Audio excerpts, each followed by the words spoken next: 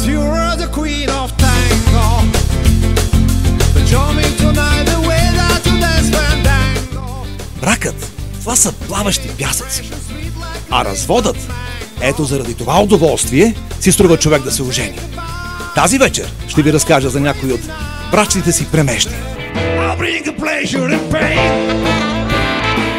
I'm gonna drive you insane.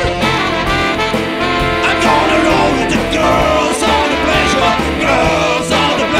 street. Нека си признаем, мъжът е ловец.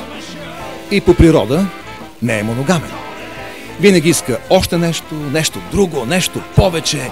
Все нещо не му достига.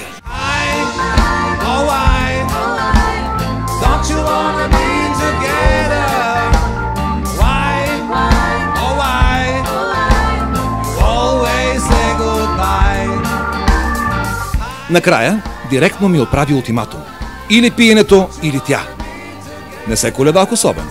Все пак нея я познавах от има-няма година, а връзката ми с чашката беше от край време. Anytime I feel alone, anytime I'm like a stone, anytime I'm on my own, I begin to grow like a saxophone.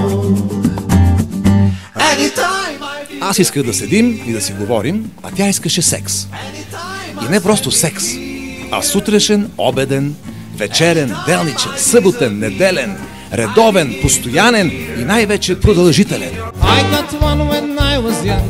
Her name was Katina. She danced so well, also she sung Russian ballerina. I was in trouble. Една вечер я видях да слиза от чужда кола и ми казва, не е каквото изглежда. Добре, аз съм широко скроен, не задавам въпроси. След седмица я виждам да се целува с някакъв пред входа. Не е каквото изглежда, вика. Добре, имаме си доверие, пак премълчавам, няма да правя сцени. Хванах я на кълъп и пак повтаря, не е каквото изглежда, всичко ще ти обясня. Абе, какво ще ми обяснява? Another liar came to town, came to us like a new messiah.